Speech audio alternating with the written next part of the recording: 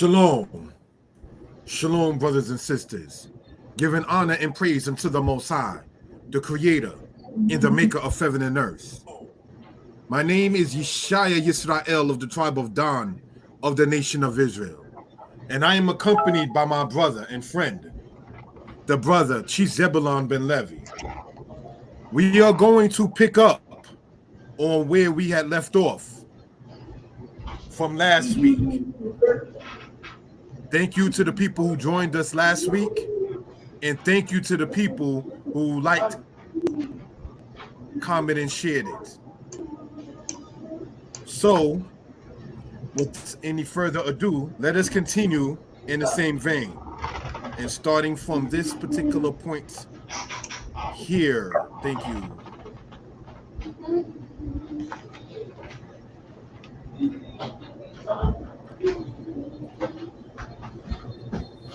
All right, Aki, I'm going to ask you if you're able to hear me.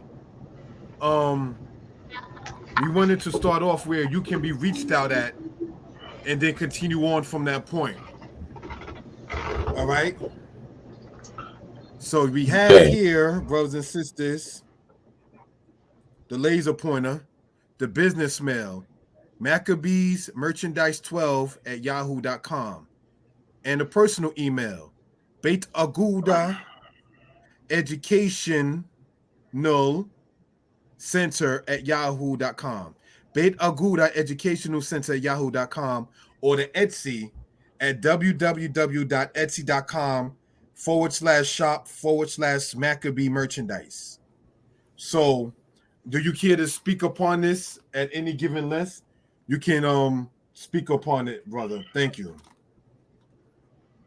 Okay, shalom, everybody. Yeah, that's the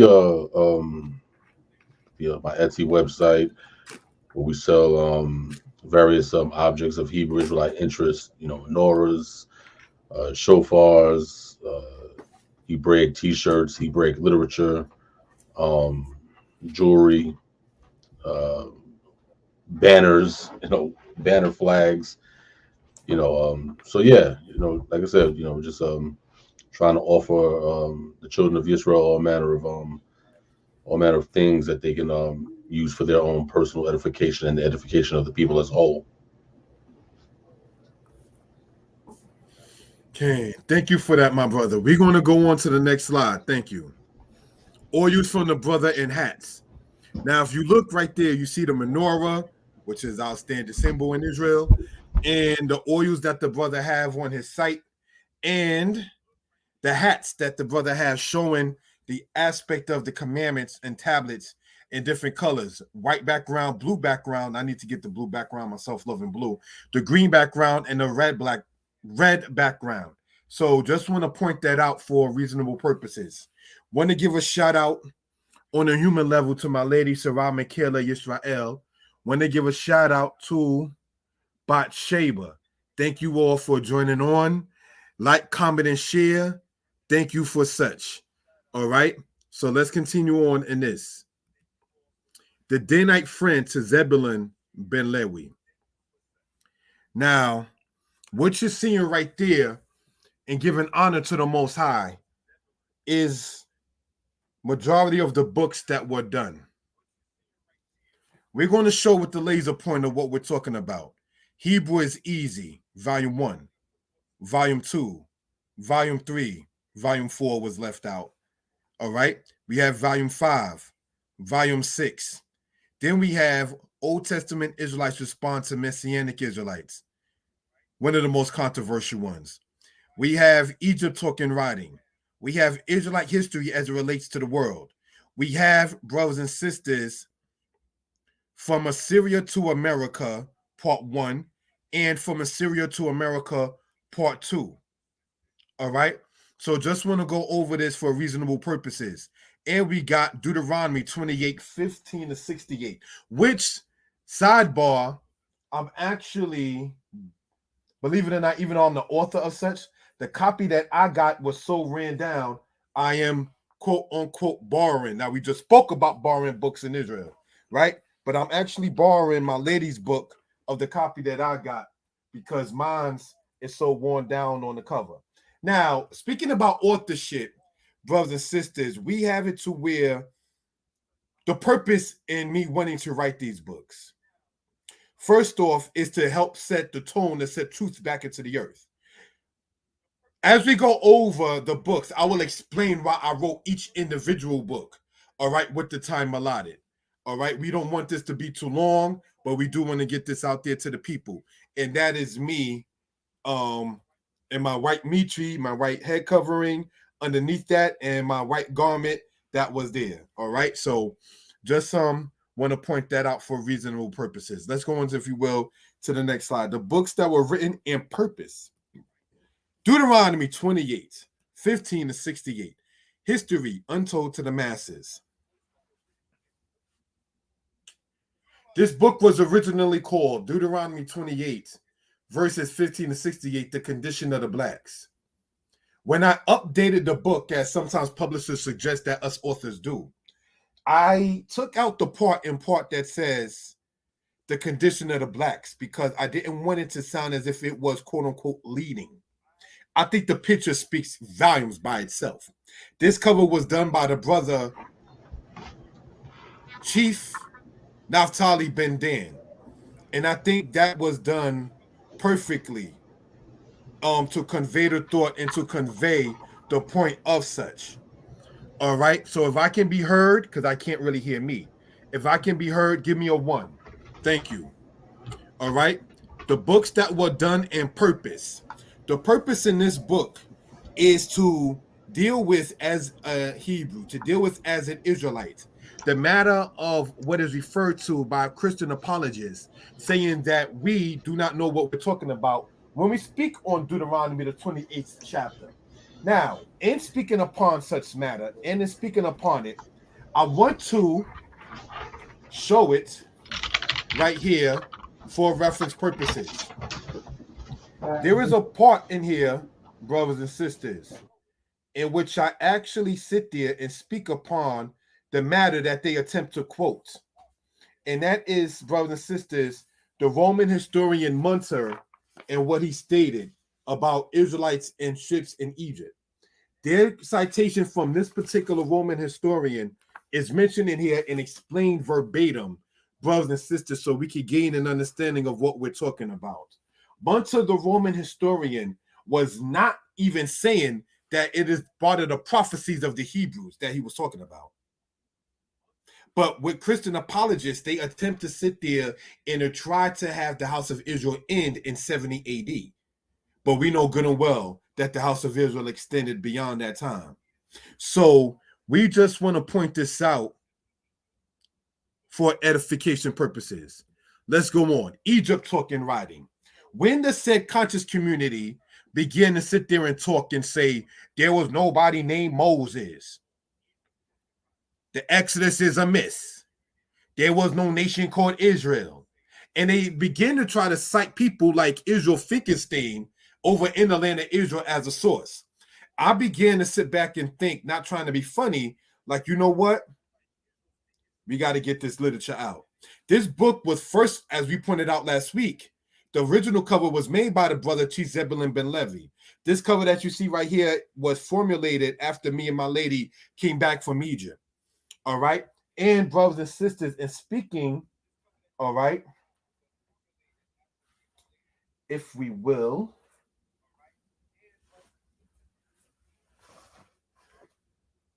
here we go. And speaking, if we will, upon that, here is how it looks. I wrote on the back of it this, and I want to read it. This book focuses on whether the Israelite Exodus happened. The author contends that the Exodus mentioned in the Bible is true. However, the identity of the location of the enslavement and the pharaohs who are identified are not. The author contends the Exodus happened in the Middle Kingdom of Egypt, not the New Kingdom. The author also contends that it is a deliberate attempt to cover the truth of the Hebrews in Egypt. May we all learn Shalom. And brothers and sisters, in getting into this particular matter, I wanted to go over this on page 60 real quick.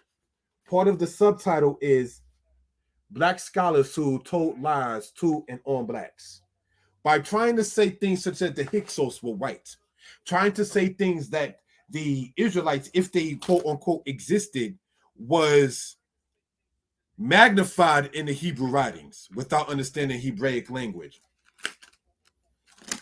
So, brothers and sisters, while there is, correct me if I'm wrong, no Egyptian record that speaks upon them never being enslavers, we wanted to present externally what we were talking about for reasonable purposes. So I'm going to relinquish the mic to the brother Zebulon Ben Levi, because this is like a dialogue. It's not like a lecture. So if the brother had something to state about it, ask me about it or so forth. Thank you for that. Toda. Okay, no, I was actually gonna bring up the I think in the previous segment that you was speaking on about Israel Finkelstein. And the funny thing is, and just for, just for the record, so that anybody, this is the book that's in question here. This is the book that that we're talking about. The Bible Uncovered. I mean, Unearthed, should I say? Funny thing about this book, and I don't know if you've seen it, if you've seen what I'm about to say, but this book is now, like, we always hear people say that the worst thing that ever happened to Israel is the New Testament. And I say, well, maybe once upon a time, but nowadays, this is the kryptonite in Israel right now. This book, the Bible Unearthed.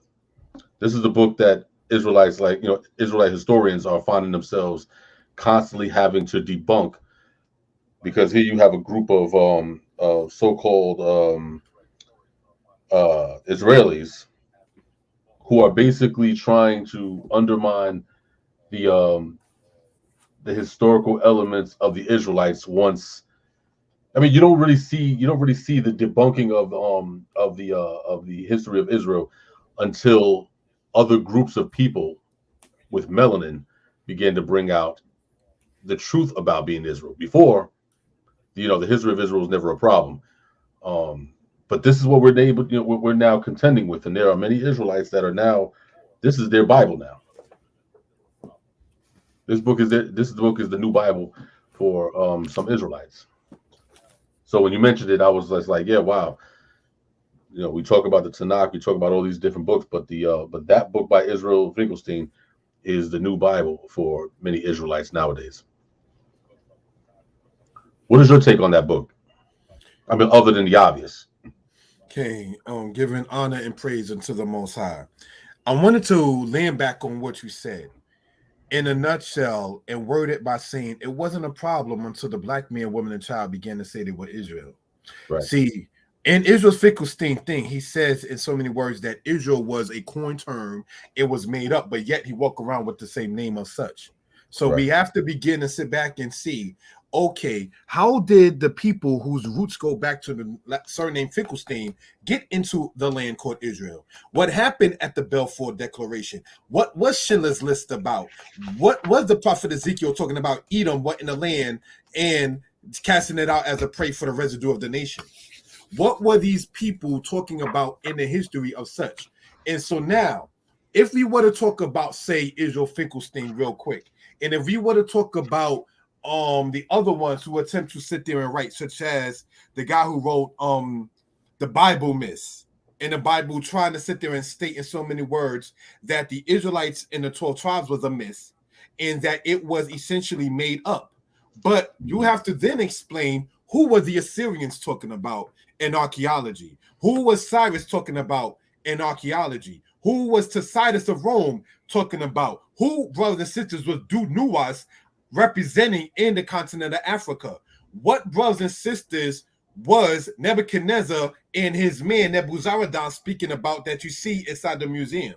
What was these things, or what were properly, these things being mentioned in outside of what you call secular sources?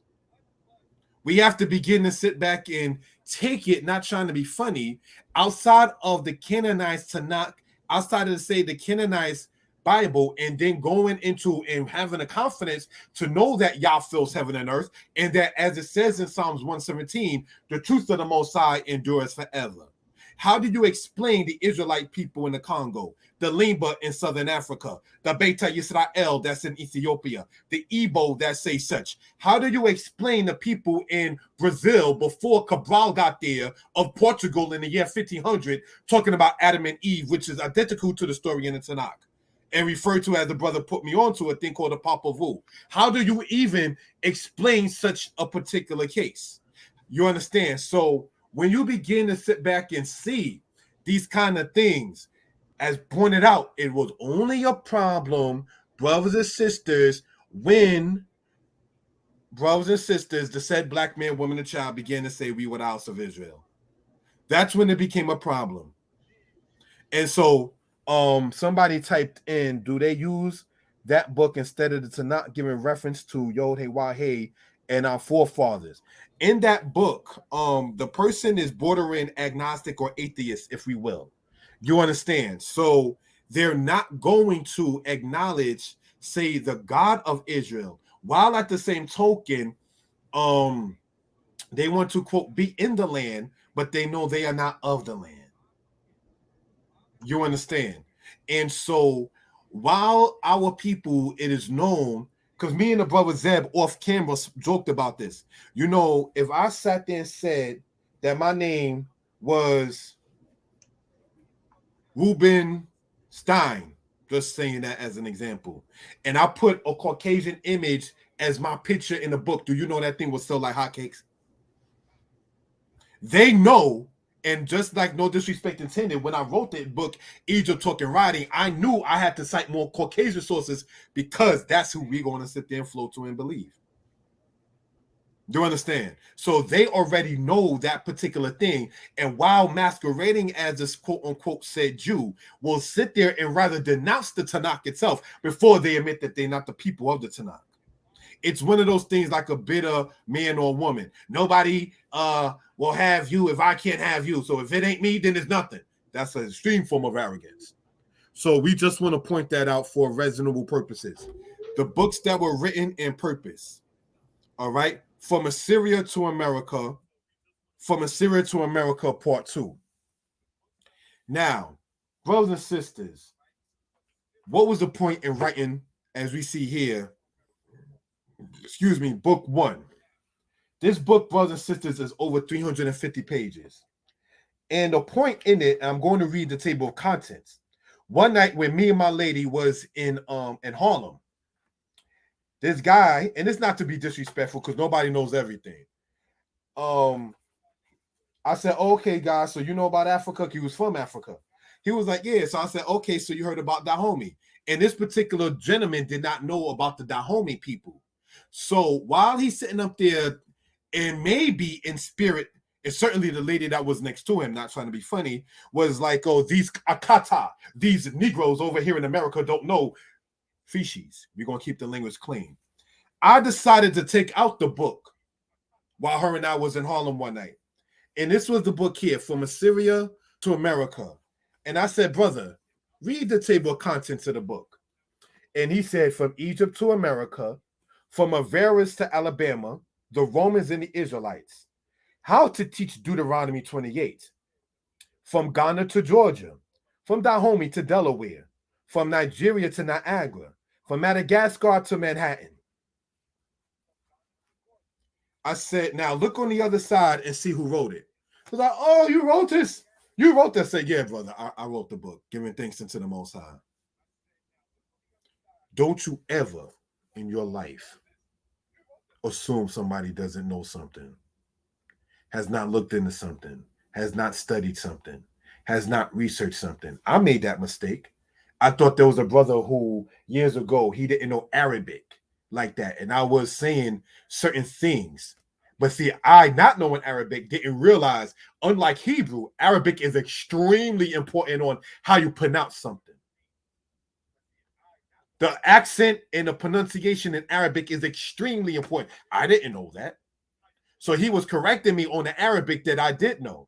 So this is just something to point out for reference purposes. The sister Sarai wrote, Ashkenazi Jewish populations is of Khazar origin. True.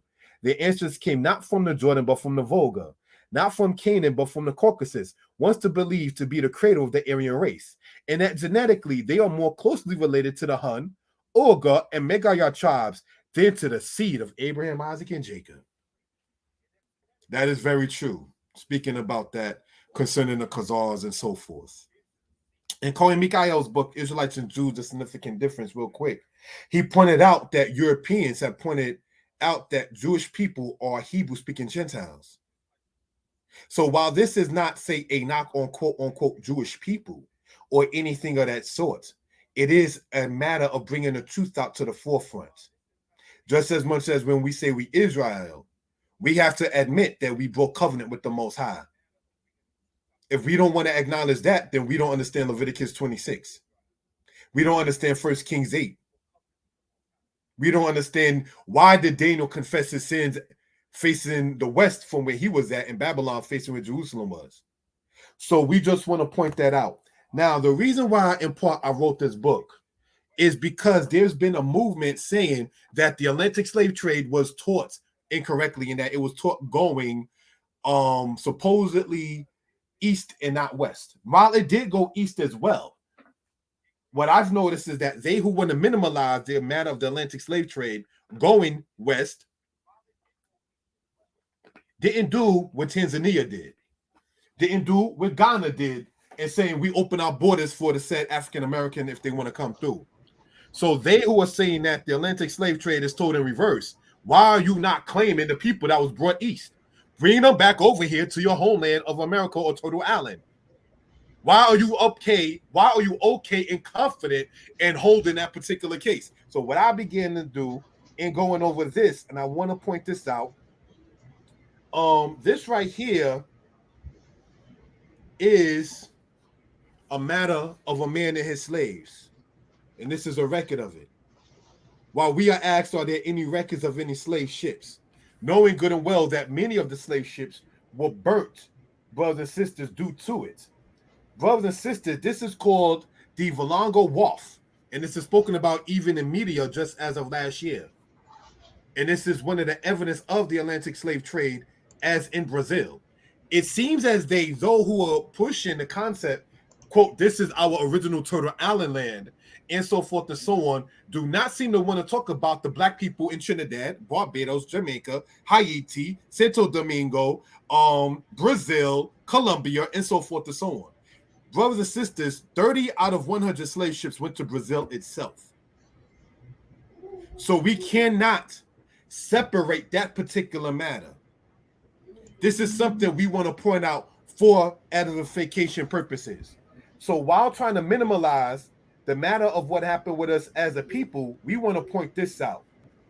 In this book here on page 320, it says the act prohibiting the importation of slaves of 1807 is a United States federal law that stated that no new slaves were permitted to be imported into the United States. Now, brothers and sisters, this also gets into the matter of what happened in 1845 when they made a law about Portugal in the slave trade. Brothers and sisters, I have, for edification purposes, one of the cited citations, if we will, right? Pardon, as I try to dig this out. This is called The Last Slave Ship, written by a white man for those who need his edification, from Yale University. It talks about New York and Wall Street being part of that particular matter. This is something we want to point out. In case you don't want to believe the face that's talking to you on the StreamYard, you can go to your boss. And I don't mean no disrespect. I've taught in the college. I know exactly the spirit in which I'm attacking when I say that. Oh, this N-word is doing this. Well, go to your boss, man, if you want to sit there and get the same kind of information, because truth is going to come out regardless. I was told one time, and speaking upon this particular subject, well, you seem to maybe be in your feelings. Maybe so. You got to feel for the pain of your people. And that's not something, brothers and sisters, to be taken lightly. All right? So, the Dolben Act of 1788. I want to type this in, brothers and sisters. Dolben been at. While we talk about treaties and lands and things like that, a 1788 totally disqualifies the concept in saying that there were no people brought from Western Africa to the Western Hemisphere as slaves, when that is a British law that was saying that how many slaves should be put inside the slave ship. So these are just things we want to point out. Now, while going over this with the time allotted, thank you for such. From Assyria to America, Part 2. That particular book focuses more on the Israelite migrating to Africa and then being brought to the West. Part 1 focuses to a great extent of the Israelites under the curse of Deuteronomy 28 in their scattering. So, brothers and sisters, here is the book right here in this particular case. I was going to make part 1 and part 2 one book, but then at the same token, I was like, that's going to be over 600 pages. So I was like, you know what? Let me just break it from that to say part 1 and part 2. All right. So, brothers and sisters, I'd like to read the table of contents of this. And it says this: the matter of 1619 in Genesis 15. The matter with Egypt, from Assyria to America, part 2. The matter of history in pitches, the name, in regards with the name of the Most High. The tribe of Dan, from Angola to Arkansas. Why is Mizraim not Egypt in Hebrew translation? The matter with the Edomites. And that, brothers and sisters, is what this book gets into for those who are interested in that particular case. All right, I'm going to relinquish the mic to the brother Zebulon. If he's there, let me know. And if he care to speak upon or ask a question or so, please feel free, brother.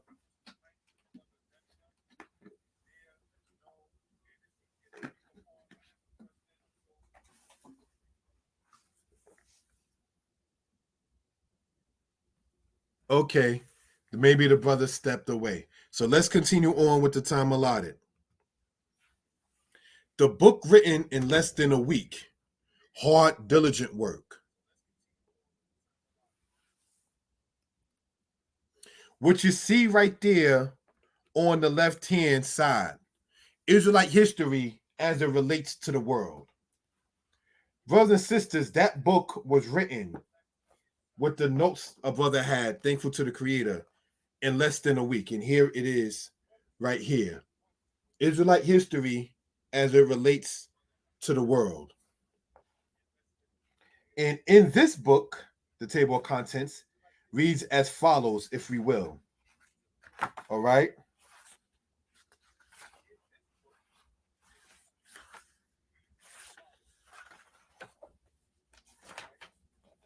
Introduction. Israelites in archaeology. The book of Exodus, chapters 1 through 15. Diaspora of the Israelites. The matter of slavery. The Bible. The European. The Arabs and the black man. And brothers and sisters, I wanted to show this book here, and the purpose in such, again, is to have our truth to be known. One of the things that calms an argument between people is when one is able to speak his or her own peace or his or her own truth. Now, when we say peace, we can say P-E-A-C-E, or brothers and sisters, we can say P-I-E-C-E or P-E-I-C-E, whatever that's spelled. All right, so just want to point that out for reference purposes. All right, so let's go on and show this. This is the book that my lady Sarai wrote. All right, the book to the right is a book of poems by Sarai of the tribe of Judah. One can reach her 718-864-3125 if one wants the book. She, my lady, has been featured in Hint magazine, Hebrew Israelite National Times by Tyrone Webb, and the Brew News magazine. Her poems are sad, funny, but never fake. So, brothers and sisters, you can go online and get the sister's book or reach out by, again, 718-864-3125 regarding acquiring the book of poems and so forth and so on. I have, brothers and sisters, of course, a copy of such.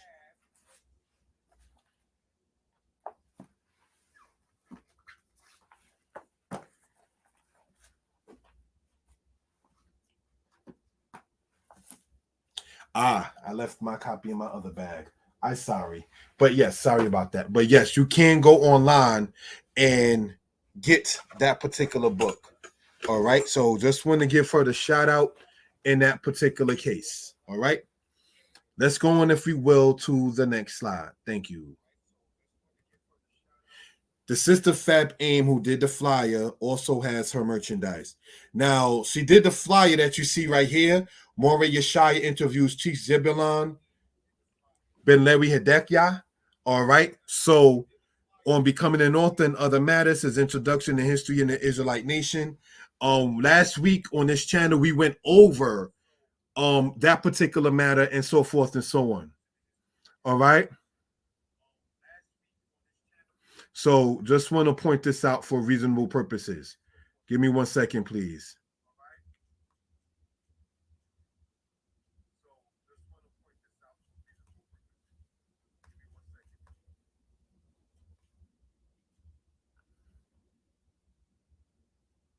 All right. So looking at it like that, that's the flyer that she made regarding the presentation.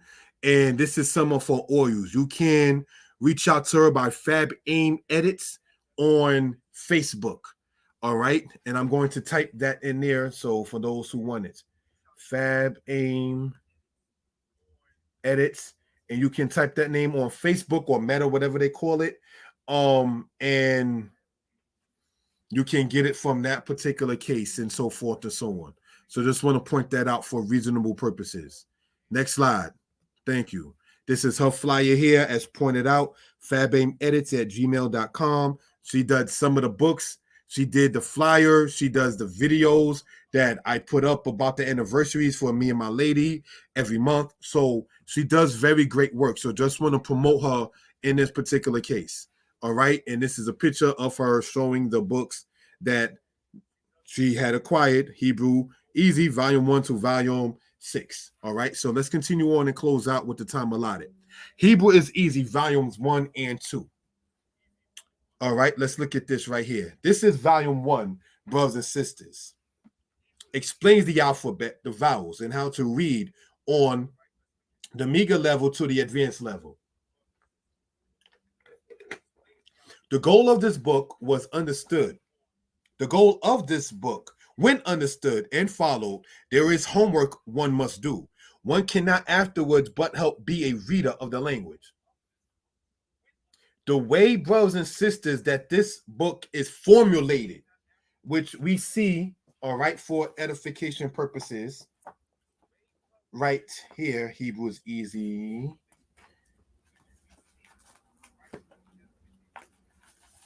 Is going to be read.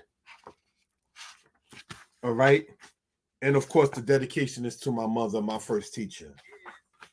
Introduction, the alphabet and the vowels, simple rules of Hebrew, simple understanding of masculine nouns, simple understanding of the kawal stem, conclusion, bibliography about the author. All right. So in this, brothers and sisters, I took the liberty, with the permission, should I say, too, and spoke about people's businesses, as you see in here. As you see here, this is a book written by Iman Shoshana Levy. My sisters actually support this book. I actually gave this book to my lady. And what do I want to point out about that? While being a Hebrew teacher, don't ever think that it's all about you. Pick your teacher. Your teacher may be someone else.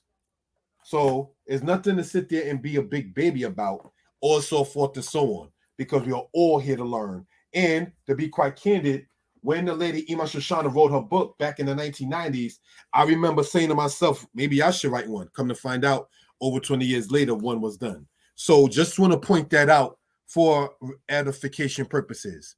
All right. The way this is formulated, this book right here, when you go to page 26 to page 28, there is a playlist of videos on YouTube for you to follow, so that way you could begin to see, this is how you write this letter, this is how this letter is pronounced, this is how this vowel is used. One of the complaints, and I heard about it from Flesh and Blood and other people, Yeshiah, when you teach fast. I don't mean to sit there and teach fast or talk fast. I've heard that from numerous people, so I know it's not a conspiracy, quote unquote, against brother Tishon or brother Yeshiah. You understand? What I've come to learn is work with the people. If they care about you, is why they're giving you the rebuke, as it says, like we read in Shomrei Habrit just this past Shabbat. You shall surely rebuke your neighbor and not be a sin upon him. So there's nothing wrong with somebody pulling your coattail. Be teachable while you are a teacher, because you never stop being a student. All right. So let's look at this here. And remember, Hebrew is easy. Now, the Sister Fab AIM actually did this particular cover, and I didn't know how to do it. So I said, she being a sister, I was like, you know what? You just do what you do as a sister, and you just make it look feminine, so to speak. So here we go. Hebrew is Easy, Volume 2. Hey, Shalom, behold the peace. Now, in this table of contents, we go over this. The hey letter, the standard with vowels. The pronouns, ani, ata, at, hu, he, anachnu, atematem, heim, heim. Then we have the object pronouns, ot, otka, otak, oto, ota, otanu, etkem, etken, otam, and otan. That's all in this book here. The feminine nouns and simple possession. Hey, tatal. The thing on my head, a kippah. How do you say my kippah? Kippati. The hey to the towel. Kippah, hat. Kippati, my hat. That's what that goes over. Sentences, command form, prefixes, suffixes, and grammar. Biblical Hebrew discussed. That is what this book here, Hebrew is Easy, Volume 2, gets into. And as we must remember, these are called Hebrew is Easy. So it's not a college-bound kind of book. It's breaking it down to the simplistic form as possible. All right? So just want to point that out for reference purposes. And again, all right, that's what that is with that. Now, I was asked in here, how much are the books? If we're talking about the Hebrew books, you can get them online for $8. All right, for Amazon. Appreciate the question in that particular case. The Hebrew books are $8. The history books are $20. And how to get it directly from me will be presented later on. All right, and how to acquire it on your own from Amazon or from Barnes and Nobles, you can go and type in the title and it will come up in that particular case. All right. So just want to point that out again. The Hebrew books that we see there are $8 each. All right. Hebrew is Easy, Volume 2 explains in detail how the feminine principle in Hebrew works, grammar, and the matter of pronouns, adverbs, conjunctions, and verbs. Now, when we say conjunctions and, but, the difference between the two, for instance, Songs of Solomon, I am black but comely. That's not what was said. Songs of Solomon says, I am black and comely. But leave it to your Khazars, they'll tell you it says black and but comely. So we just want to point that out for reference purposes. All right. So let us go on, and thank you all for the time and the support. Hebrew is Easy, Volume 3 and 4. Oh, this book right here, as we see here, this gets into the qual stem.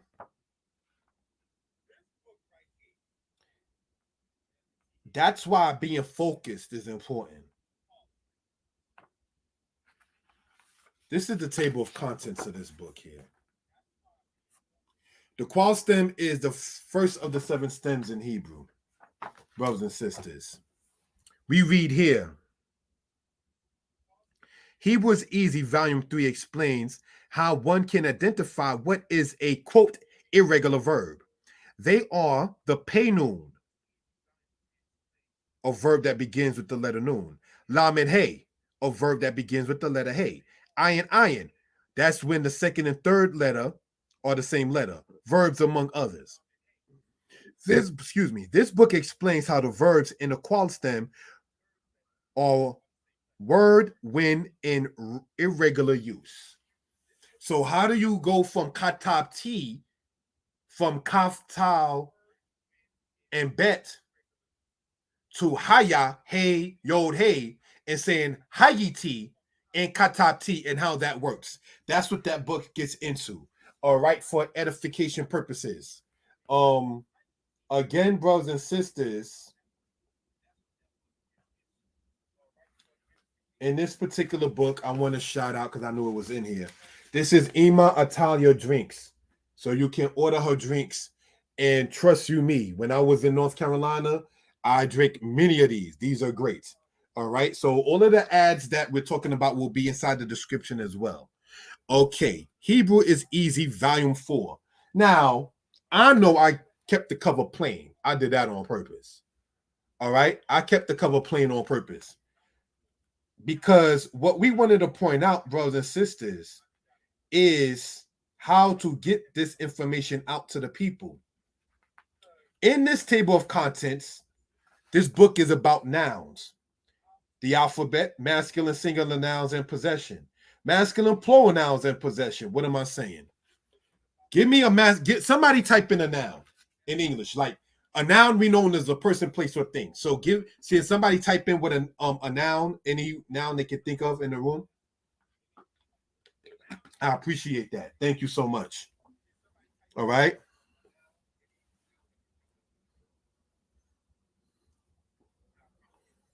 Can anybody type in a noun? And so I can explain what I mean by that particular case.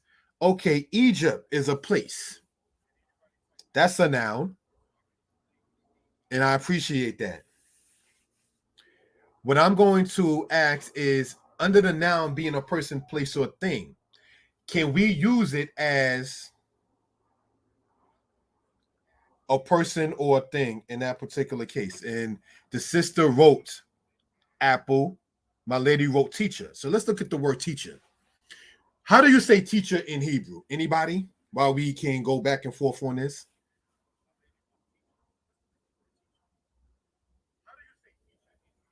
Anybody? How do you say teacher in Hebrew? Moreh. Thank you for that. Moreh means teacher. So now, when we talk about possession, we're saying mine, his, hers, theirs, ours, and so forth. So now, when we say Moreh, which is a male teacher, we will say Mori, my teacher. Morai, my teachers. Now, as this goes along, and thank you for that, family, for typing that in. This goes into saying the feminine singular nouns and possession. So you have a word such as Morah, which is female teacher. So that will be Morati, my female teacher. Morotai, my female teachers. So when I speak upon the matter of when we get into possession, how do you say my this, his that, her that, and so forth? We're going to go over this in the Hebrew class that is scheduled for this weekend, when we go over Leviticus 21, father, brother, sister, family members, and how to personalize it by saying my brother, Ak is brother, Aki's my brother, his brother, his sister, their sisters, plural, the word sister. So this is what we want to go over as we get into these kind of matters. And I thank you all for leaving that there. I'm going to go over this too. The lady Bathsheba wrote apple. The Hebrew word for apple is tapuach. So my apple will be tapuchi. Okay, so that's what we just want to go over for that. Take the word ruach, meaning spirit. Ruki, my spirit. Now, with the word ruach, you'll find rukim, and sometimes you'll find rukot. So you can say rukai or rukotai. Sometimes you will find the word ruach transformed to its masculine plural and its feminine plural. All right, but let's go on into this particular part. Hebrew is Easy, volumes 5 and 6. Now, brothers and sisters, this cover was made by a brother named Yakim when I was in South Carolina. All right, Hebrew is Easy, volume 5. Let us talk to one another. All right. Yes, the word ruach also means wind. Thank you for that, redemption.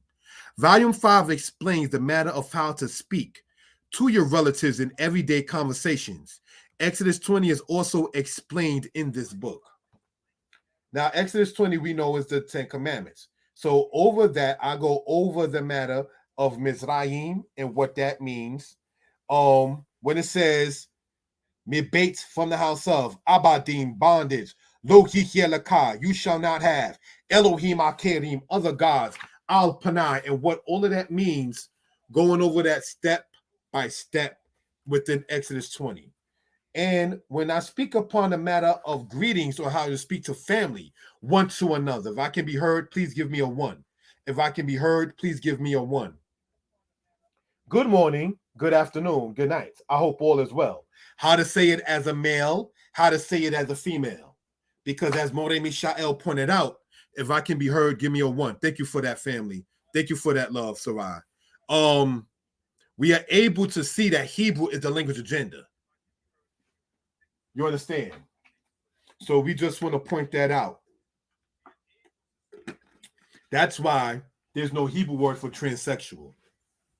That's just under the categorization of abomination, to'eba. All right, so let's look at this. Hebrew is easy, volume 6.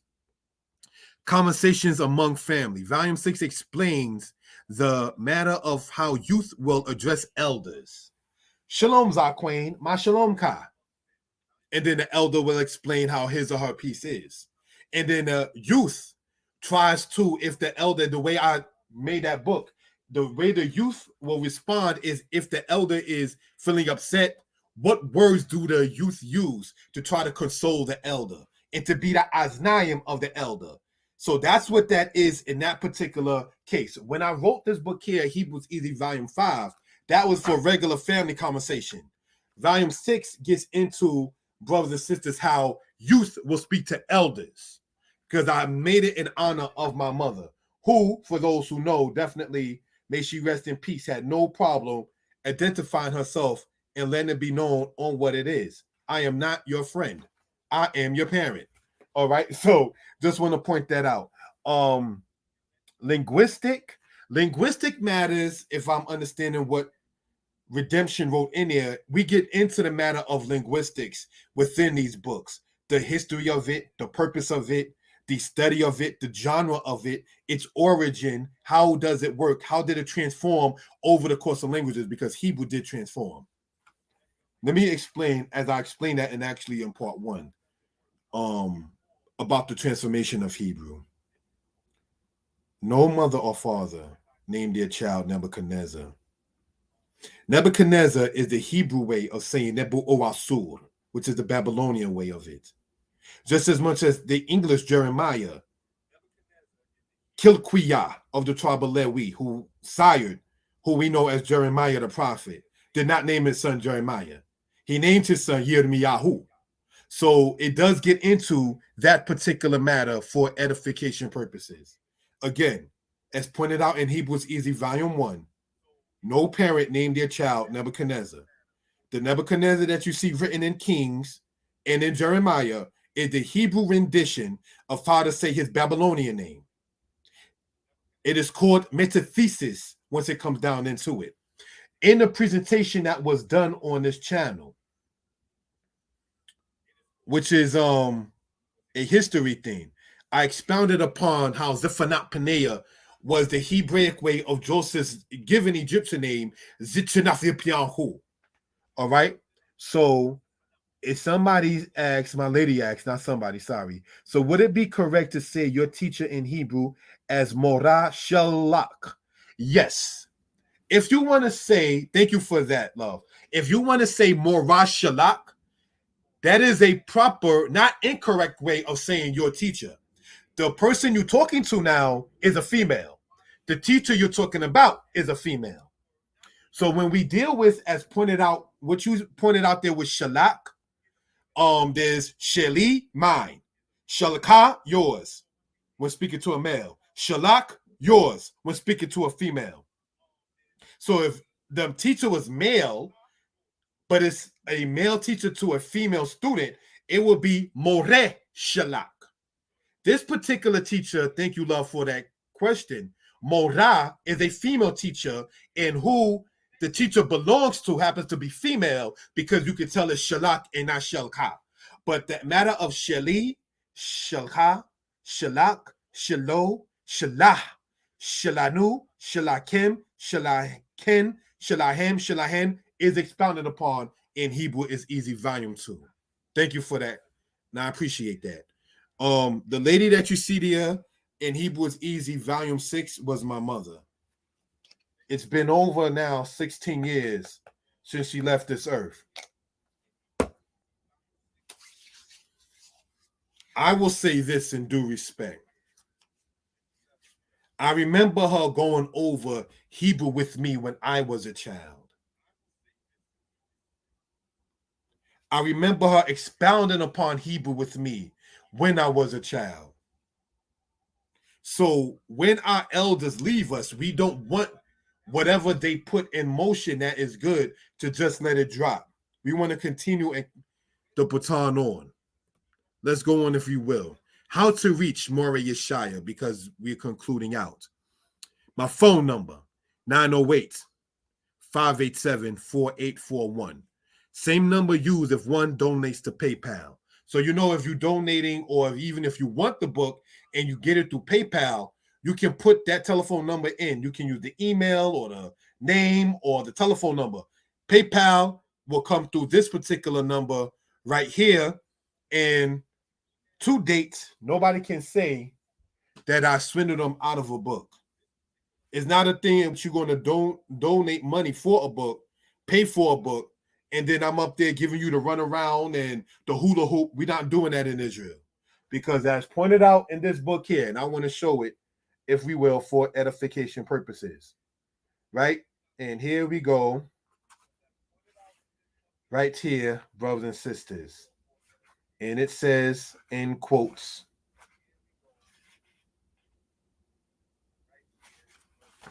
right here where the finger is, Lo tigno, thou shalt not steal. So you can't sit there, brothers and sisters, and be pumping this kind of information out and then be known as a ganab or a thief. Can't do that. Thank you for sending the condolences, redemption. I remember while confessing sins, I was a thief when I was a kid, not more as an adult. No more. We don't do that. Right? I remember, brothers and sisters, my mother said to me, son, I was about maybe in my teens, and I had got caught doing another theft matter. I no longer steal, thank the Most High. My mother said something to me that hit me more than a belt that she used at times. Son, you intend maybe to have children later on, right?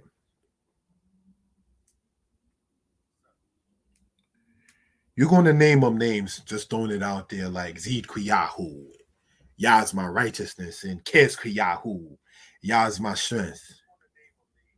You're going to name them names like that and teach them what? You're going to teach them how to steal?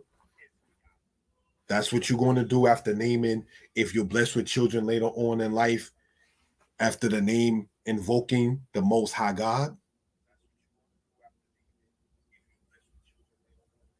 So that right there hit me like a mallet.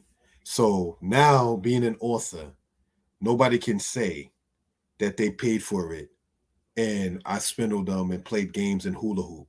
Nah, we ain't doing that. My lady Sarah asks, so would it be correct to say your teacher in Hebrew as Moreh Shalak? Yes, it is correct. It is not incorrect. It is correct. To answer that, I'm gonna type in yes.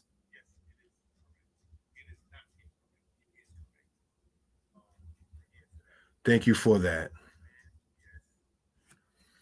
All right. The email YYISRAEL22 at yahoo.com. Cash App, $ Frank Son 1, $FRANK SSON, the number 1. Cash App, $ Frank's Son 1. All right, as pointed out there. Every Friday night at 9 p.m. Eastern, there is a class based on the scriptures. And that channel, brothers and sisters, is Moreh Yeshiah History Lessons Part 2. All right, so just want to point that out. All right.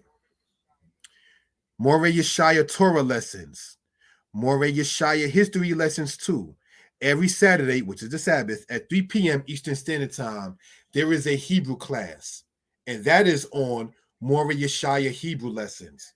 So you can subscribe to this channel, follow it, and you will get the notification when I make the link for the other presentations. All right. So just want to point that out. Again, this is the conclusion of this presentation. I can be reached at 908-587-4841.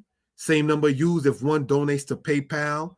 And you can email me at YYIS. I'm going to type this in. All right. YYIS.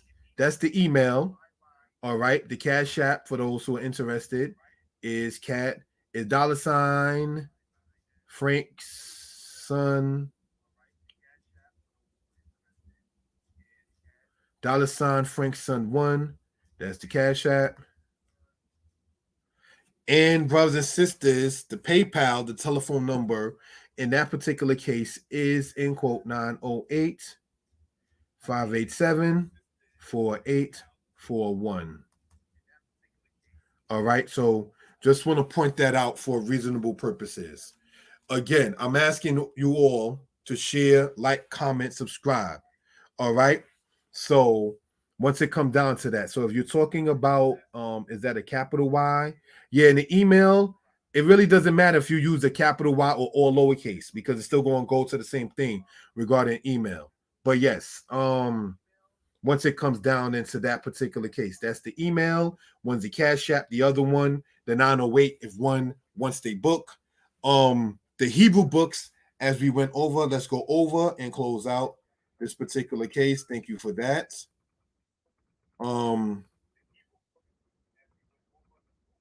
That book there that you see, while it's not trying to be funny, the Sabbath, we can talk business.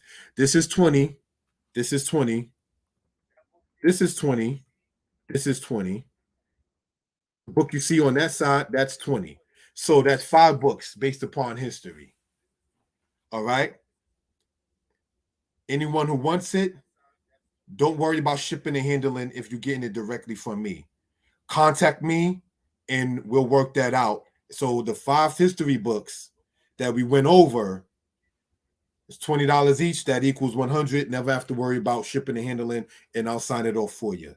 All right. And my lady's book here that you see, a poetry book. All right. That is also $20 and it's available online. Again, you can reach her at 718-864-3125, or you can reach me at 908-587-4841. Giving honor and praise unto the Most High, the Creator and the Maker of heaven and earth. My name, Yeshiah Yisrael. Check the description when this is uploaded, and Most High be with you all. On the channel, Moreh Yeshiah History Lessons 2. That is, again, brothers and sisters, Moreh Yeshiah History Lessons 2. Look that channel up, subscribe to it. We're going to go over a presentation this coming Friday night at 9 p.m. Eastern Standard Time. All right. Most I bless you all. Shalom.